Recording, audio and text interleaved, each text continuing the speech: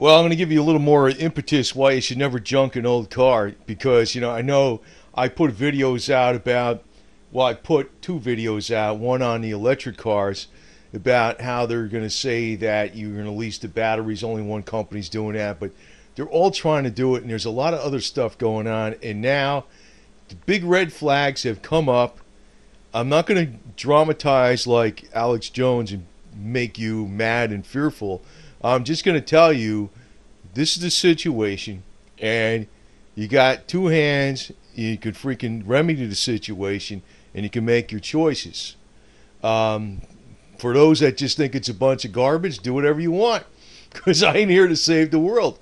That's all there is to it. I know there's going to be plenty of people who say, oh, yeah, it's got the Bluetooth, it's got the freaking fast downloadable freaking hard drive in the car, and, go ahead. I don't give a shit. Do whatever you want, man. So I'm going to say this, I also put out about the old classic cars, why they were much better, and I put a lot of different reasons out.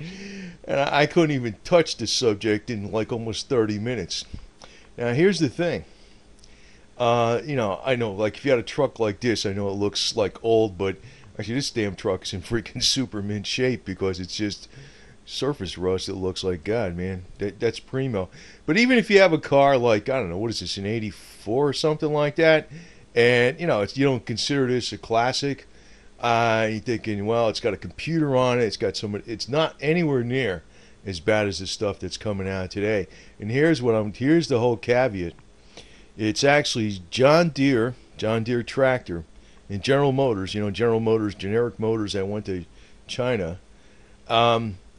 They're saying, according to their lawyers, their corporate lawyers, and I know maybe this won't fly right away, but it's gonna fly because of the way the technology's going. And people are buying this junk, but they're saying is you don't actually own the tractor, like in the case of John Deere. You don't actually own the car or truck in the case of General Motors, because you have, throughout the vehicle, you have computer code which snakes through the DNA of every modern vehicle. So therefore, they're trying to say under the copyright office you have the digital management, digital Millennium Copyright Act, which means that they're going to say you don't own a vehicle, period. In effect, people are going to say, well, let me put it this way, it always goes real slow. It's a little thing at a time. Oh, well, that doesn't mean anything because I could still sell it, right? It's always a little, but you know what? This is where people woke up and they say, how do we get in this situation? And then you got people just scaring the crap out of, well, I don't, I'm actually going to have to ad lib on here a little bit. I don't like Alex Jones, man, because I think he's part of the bullshit, to tell you the truth. And there's a lot of people like him, like Gerald Celente and Rivero and stuff.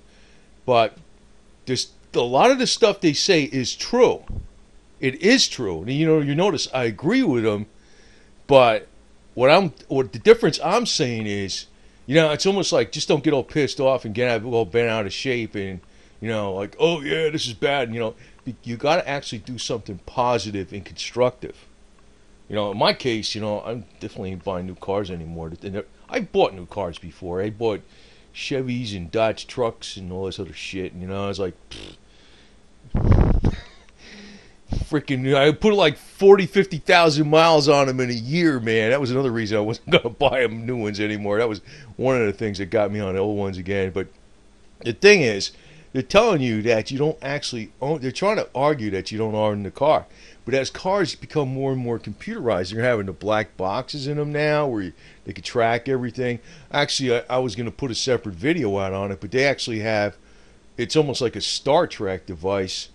It uses like wireless technology, and it can sense where life forms are, what the life form is, and the biometric, whatever it is, readouts, like your pulse, your body temperature, and everything. Almost like that junk they used to have on Star Trek, the show. The guy was like using a little device to see if there's like an alien behind a rock or some shit. They got stuff like that even today. They're coming out with, and what I'm thinking is, they're gonna make it so like if you're driving, you have to carpool. You have two biometric people in there. They're gonna track everything you do. I mean, and then once they put the code where there's chips in you, they can apply this technology to even a human being. They own you. You're just like a lease. How's that, man? So, it's not like the thing is, you know what you do?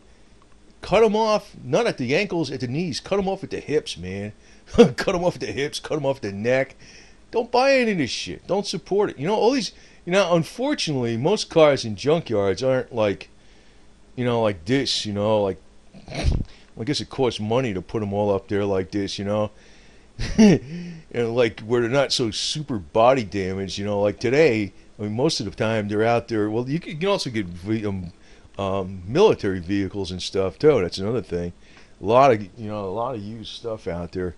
But today they're all stacked up. They're piled up everywhere, and they're smushed basically. And you're not going to find nothing like this.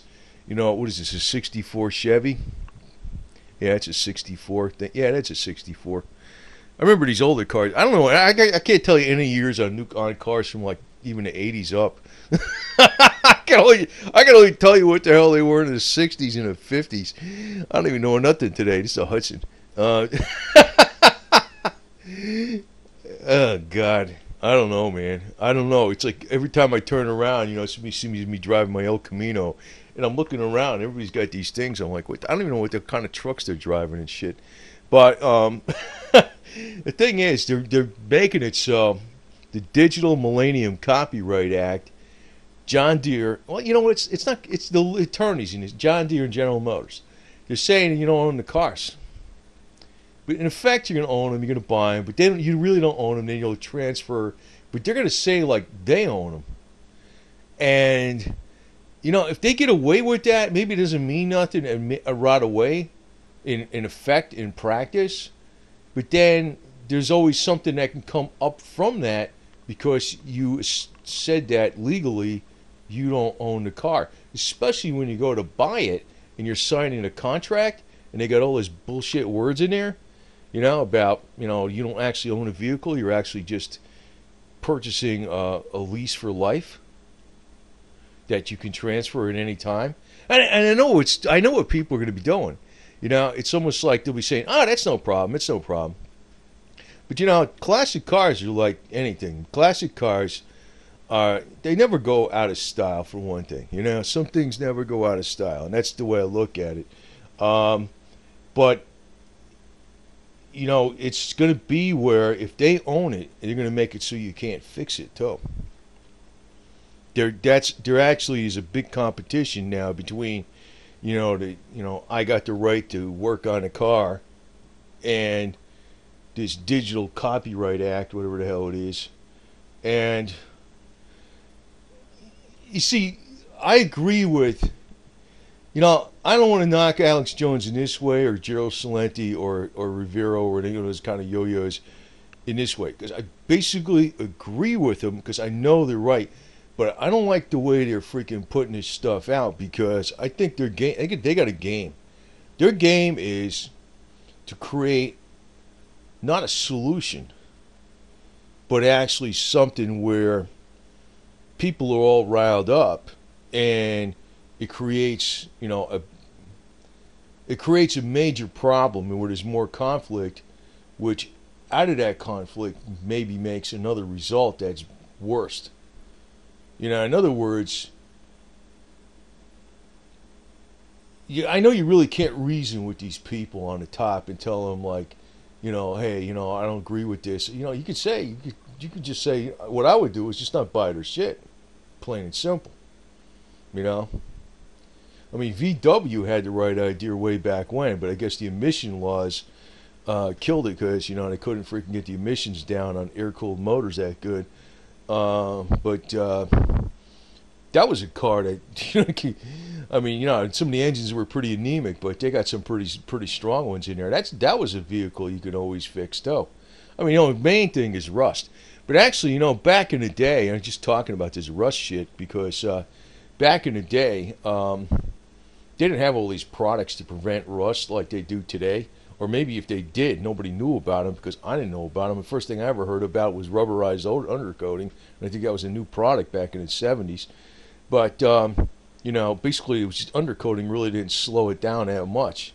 You got rust on these cars. But, if they had all these high-tech products today where you can get inside inside the cars and spray them down with rust preventatives, most of these cars would still be on the road today. So now, even today, they're still freaking screwed up. They still rust out because even if they put rust stuff inside of them, the sheet metal's about, 25% the thickness or something. But they are actually, this is not BS.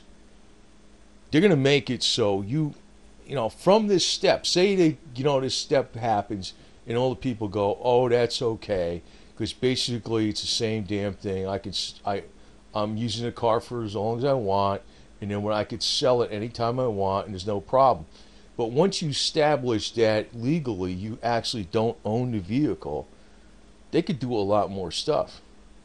They can restrict how far you drive, or if the vehicle has to be taken off the road because they decide it's not meeting this or that or what. I mean, they could do that anyway, but they usually don't do it that easily. And the other thing is, if it has all this computer code in it, not only can they track you, but they could turn it off anytime they want. I mean, they could be tracking. I mean, it could be for marketing purposes, but it could be for all kinds of nefarious purposes. So, I don't really think you need to. I wouldn't buy any of these new crap. And, actually, I want to make a suggestion here because I know a lot of people look at these old cars, and I look at them like, holy shit, how did you fix all this junk? You could do it. Well, I tell you the number one thing with a car, if you want to get an older car and you get it fixed up, get it drivable and rust-proof the crap out of it, because rust is your number one. Well, depends on where you are. If you're in, Eastern California, West Texas, Nevada, or Arizona, New Mexico, rust is not your number one problem. But if you're a lot of other places, rust is your number one problem. And what you could actually do is rust-proof the hell out of it. And if you're missing the floors in the car, just get yourself some sheet metal. You don't even need a freaking welder. And what you could do is even better than using little bolts. You can use those 1/4-inch structural rivets and just bolt it down with some seam sealer. And, you can actually repair your frame with steel girders and bolts and a lot of crap you can do, man. It don't have to be perfect, just so it's safe and, safe more or less.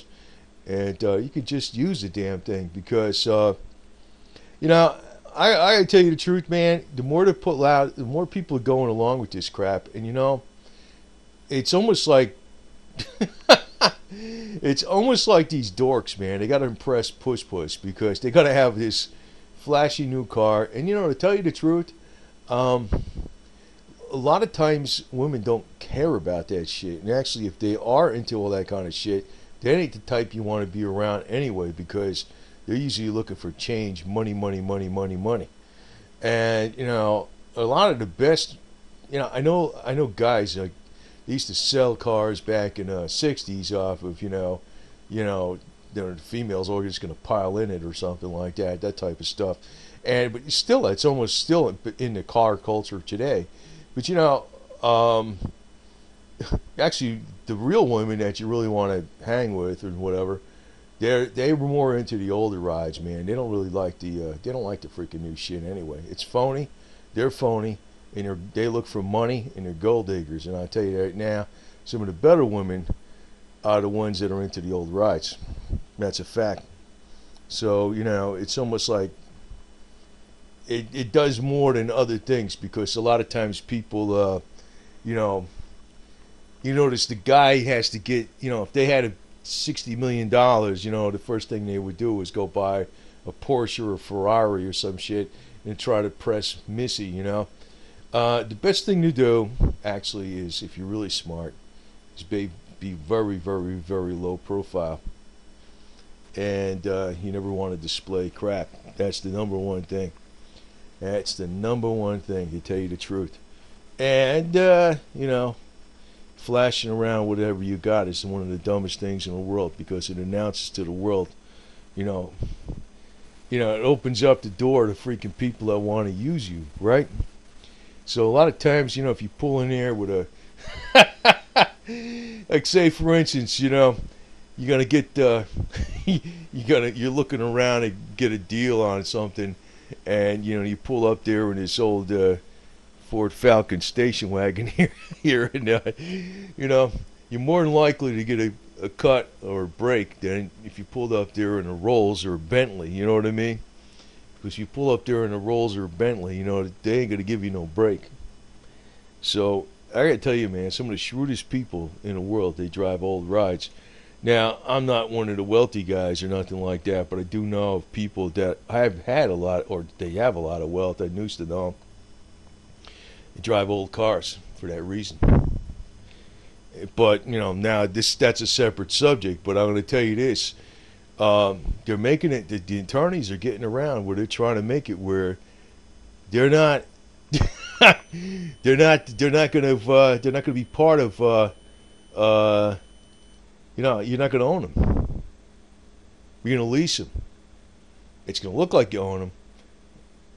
But like I said, that's got other implications. Maybe you'll still be able to sell it, fine. But there's so much crap they could do. Once they get all this electronic meat hooks in a car, I mean, that's why I don't even understand why people they take these old cars and they put this fuel injected engine in an LS6 Corvette. I'm like, who gives a shit? Actually, if I had an old ride, you know what I'd be doing? I'd put a flathead in it. I mean, unless it was, newer than a flathead. I mean, if it was a really old ride, I'd put a flathead in the freaking thing. I don't give a shit. 3-speed. I don't care. Fine by me. Keep it simple, stupid, man. That's what I look at it. Keep it simple, stupid. Or an old diesel.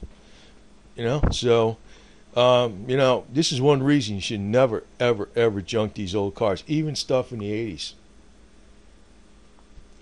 They are out. And, this isn't going to be something that's going to be announced on the big major media, what they're trying to do. I mean, Alex Jones is going to make it look like, he's going to go, Arr! I mean, he's basically right, but I don't like his approach, because his approach is also, I think it's being directed by the bad guys, because he's not telling you what to do. So I'm going to tell you this. If you really want to know how to fix up some old cars, look around on the internet.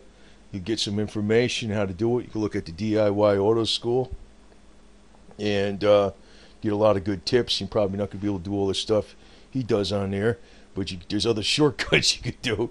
Like I said, as long as you get it going down the road and it's safe and it's reliable, who gives a damn? And despite if people want to say, oh, that's stupid, this is whatever, you shouldn't have done this way, and that's not right, whatever. Screw it, man. Don't listen to what people say. I mean, I got a spray can paint job on a gas tank on my Harley with ghost flames, right? Looks all right. I don't give a shit. I mean, it took me 20 minutes to put it on there, right? It's been on there for 10 years. I don't care, man. I mean, I'm not out to impress anybody. And it's like I use this stuff, so it's like, don't let it hold you back where you say, I can't do all that. Do whatever you can do, man. Do whatever you can do. And actually, there's a lot of tips on the DIY Auto School on how to do stuff. So check out that channel. I got a few. I mean, I know a few things, but look around. That's one good thing about YouTube. It'll tell you a lot of stuff on here, how you can really do stuff, and that's pretty much that's usually the stuff I look at on YouTube. Constructive stuff. But I'm warning you about this deal. They are out. I know these guys in the corporations, man. The way they are, they're constantly looking for scams, man. Constantly. And it's a joke? They're looking to own you, but you know what? Their wives own them. They literally go home and lick the kitchen floor clean and get scolded because they missed a spot. I wouldn't want to be in their shoes. I can tell you that right now. So anyway, keep the faith. I'm not going to try to scare people with this garbage, but it's true. So you got a heads up. You know where the enemy is. You know what to do, and you know what direction to take. That's all there is to it.